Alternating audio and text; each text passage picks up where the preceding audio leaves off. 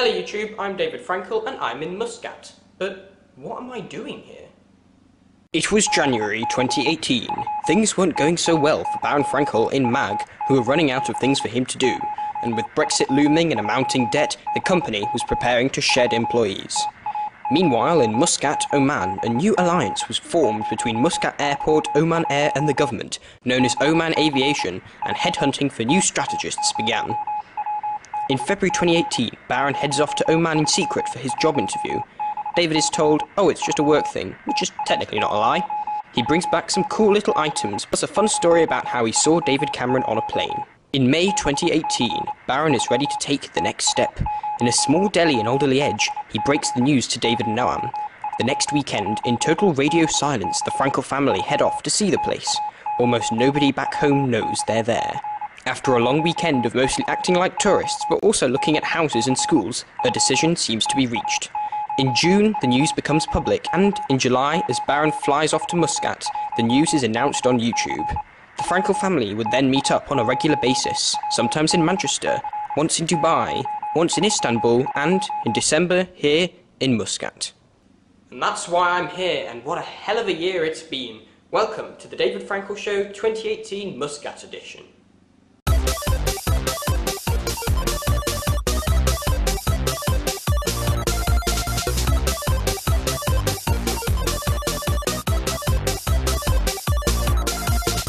Since the last episode, I took part in the unfortunately named MACE debating competition, also known as MACE debating, where we were arguing for building houses on the Greenbelt.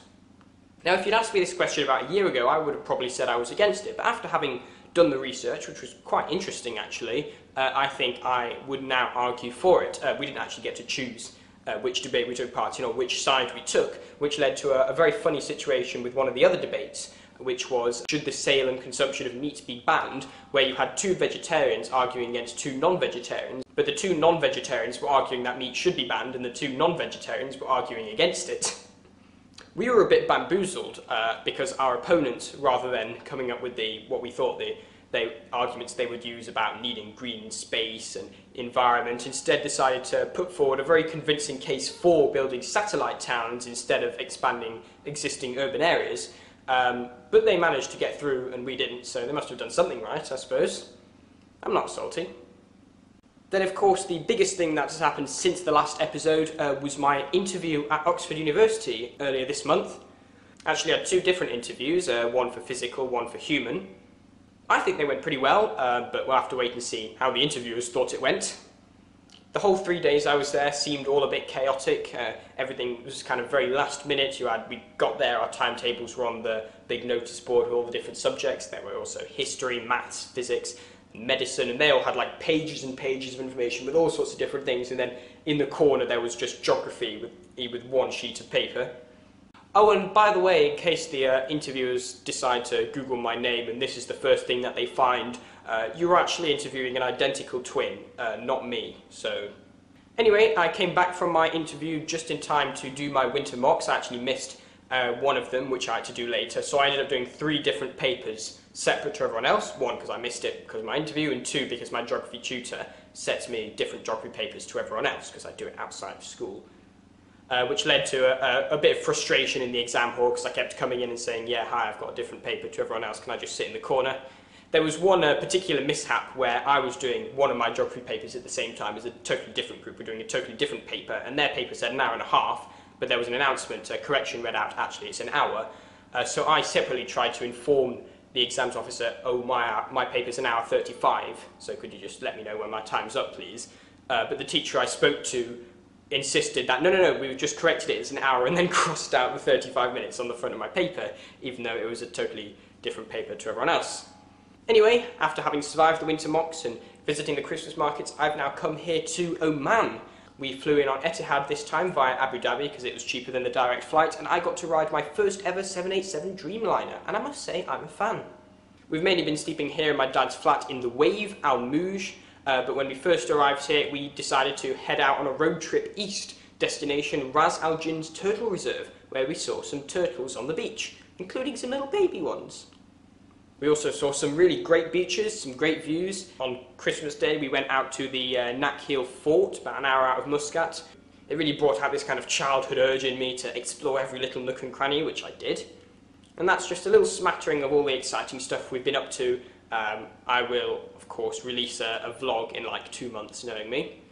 So, 2018, the biggest overall theme for me this year has been Oman. We visited twice, obviously my dad is now working here. School-wise, it's been quite a stressful year. I've been kept on my toes with all different homework, essays, note-keeping, required practicals, EPQ, coursework, etc. Despite that, I've done a lot of travelling this year. I think this is probably a record-breaking year in terms of the most new countries I've visited in 1 year. Well, at least since I was a toddler, where every country was a new country.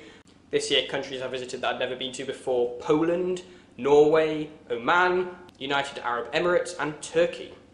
We also, of course, visited Budapest twice, but I've been there before, obviously.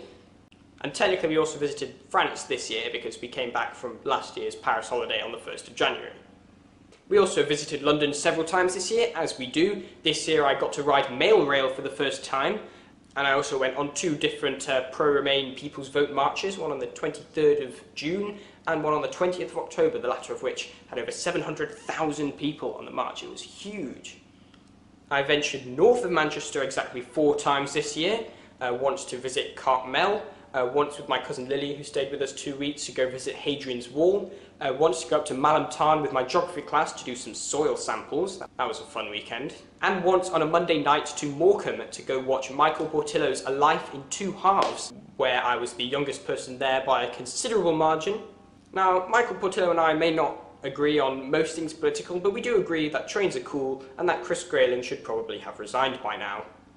In the summer I went down to Oxford and Cambridge for open days and then came back to Oxford in December for my interview. This year I also went on my longest cycle ever with my dad. We went on the Monsell Trail all the way from Buxton to Matlock and back. In Matlock we'd already visited the Abraham Heights cable car in May, but while we were there in July we also went to see Cromford and we rode Peak Rail. Other things of note this year: Crewe Heritage Centre, where I met Alex, East Lancashire Railway with Duncan, and the Heaton Park Tramway, also with Duncan, where we also met a subscriber named Ethan. 2018 is actually the first year where I've been recognised by subscribers, in fact 3 times. First time by a train driver named Dan Blears, second time by, I'm not sure if it was a guard or a platform staff, somebody working for Northern at Piccadilly, and the third time, as I said, by Ethan, who volunteers at the Heaton Park Tramway. That being said, I did actually get sort of recognised in 2015, where I was recognised by a friend of a friend who only knew me because of that YouTube channel. They only knew the YouTube channel through the common friend, so I don't think that really counts. What else happened this year? Oh yes, the World Cup, where I pretend to care about football for about 3 weeks out of every 4 years. Oh yes, and the bees. Over the summer, Manchester was infested with 101 bee sculptures. So I decided to go and sacrifice about 3 days and a bit of my sanity to go and visit them, in true David fashion, in the very last 4 days you could. With the very last bee I managed to get 15 minutes before it was due to be taken away. Quick update on that, by the way, in October the bees were auctioned off, each going for about £10,000. But I did notice that actually some of the bees have since returned to where they were during the trail. I saw the one at Heaton Park, the one at Didsbury Library, and I also know that the bee in Central Library has also stayed put. This year on my channel has been mainly spent clearing the remains of the post-2017 GCSE video backlog, which is technically still going, but also on documentaries. Earlier this year I uploaded my very first documentary, The Manchester Docs, which I'd filmed in November 2017. It was essentially an adaptation of notes I'd written for my geography, because there's Salford Keys is one of our Regenerating Places case studies. Even earlier in 2017, Duncan and I started filming Secrets of the Metrolink and History Metrolink, but we didn't actually finish filming it until June of this year. With so many other videos to upload and obviously schoolwork taking priority, the documentaries have been hit by a series of delays. In the last episode, I promised to get History of the Metrolink out by the end of the year. I can now tell you it is in the very final stages of editing. I'm going to keep my word, but I'm going to take it to the extreme by probably uploading it on the 31st of December, which is actually 1 day after this video is due to go live. Although I haven't even started editing Secrets of the Metrolink, that's a 2-parter. So the first part will probably appear kind of end of February, March-ish, maybe. In terms of channel stats, this year's been a bit crap, to be honest. I did hit 1,000 subscribers this year, riding the tail end of the post-GCSE subscriber boom that had previously taken me from about 400 subscribers in April 2017 to 900 in December 2017. I'm now at about 1,460, having hit 1,400 in September, so that's definitely slowed down quite a bit. March 2018 was also my most viewed month of all time, with about 25,000, overtaking the previous record of December 2017 with 23,000. However, since then it's been quite downhill. October 2018 was my worst performing month since December 2016 with about 6,800 views, which is less than the then record-breaking months of September and October 2016. This year on YouTube as a whole, ad revenues are still down, and earlier this year small channels lost the ability to monetize entirely. Meanwhile, as the Indian internet market opens up, channels like T-Series have shot up the ranks to unseat PewDiePie as the king of subscribers. Also this year, YouTuber beef continued to generate huge amounts of revenue for everyone involved, with the KSI versus Logan boxing match becoming one of the most bizarre major sporting events of the year. None of this, however, was featured or referenced in the 2018 YouTube Rewind, which for some reason featured Will Smith as the headline act. The video would then go on to become the most disliked video on the entire of YouTube. Well done, guys. This year I watched Solo, a Star Wars story, which I quite enjoyed, to be honest, although a lot of people didn't seem to like it that much. Probably the biggest film of the year, at least within my demographic, was Infinity War, which I was probably the last person to watch, having to go out and find it in an obscure cinema in Hyde in July. Also this year was Black Panther, another great Marvel movie. Sadly, the comic book mogul and the man behind the MCU, Stan Lee, passed away this year. Also this year we had a brand new series of Doctor Who with Jodie Whittaker, the show's first female Doctor.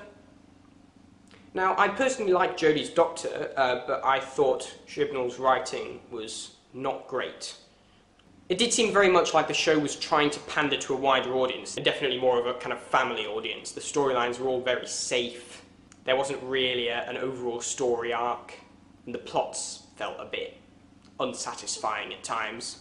I mean, there were some good episodes in there. Demons of the Punjab, as I mentioned in the previous episode. I was quite disappointed with the finale, not because it was a bad episode. It was a good episode, it just didn't feel like a finale. They just brought back the villain they introduced in the first episode of the series, Tim Shaw.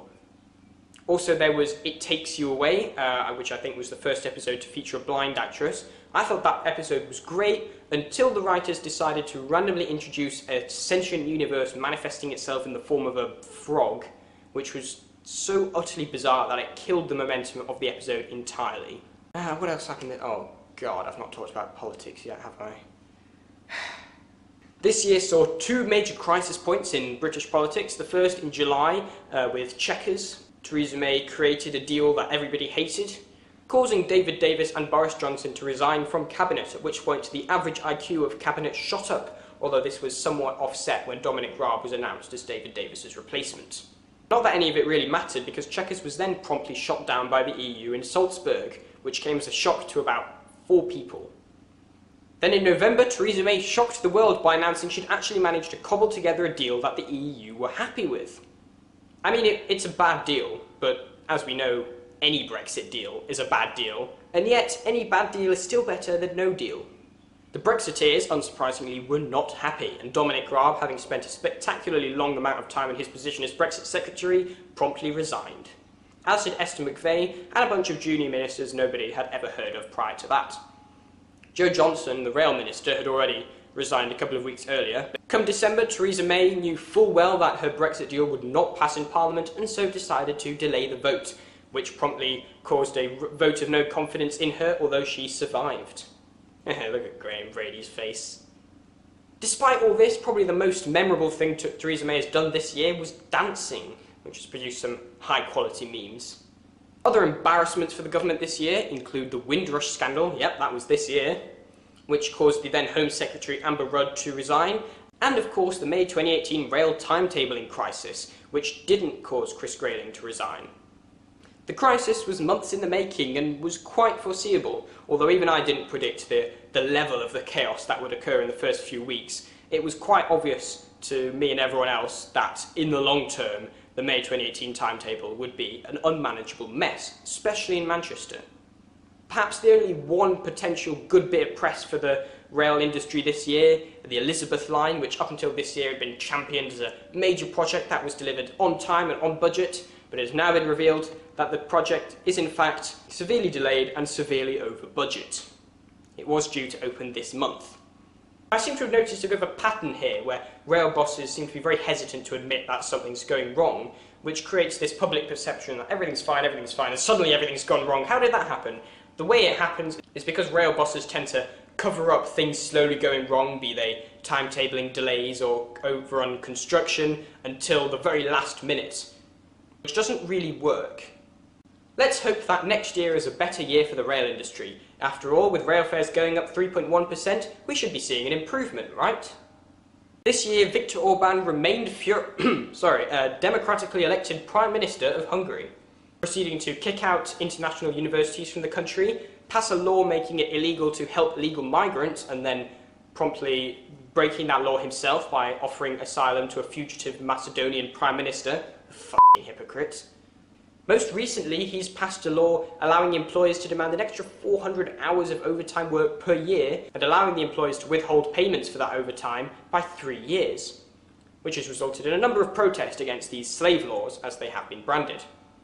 France too has been rocked by protests in recent months from people donned in high-vis yellow jackets, the Gilets jaunes movement, protesting against, amongst other things, high fuel prices. The Tories in the UK have had no such protests, however, because they've frozen fuel duty for 9 years in a row, whilst, might I remind you, rail fares are going up by 3.1%. Sounds like a competent transport policy to me. Oh, and Trump has just kept on being Trump. Trump has kept on being Trump. Honestly, I'm a bit bored of Trump at this point. Like, he comes out with something new and obscene every week, which point you just end up being desensitized to something that would have been absolutely unbelievable at any other point in history. Whether it's his obscene rambling tweets, or locking up migrant children and separating them from their parents. Yes, that was also this year.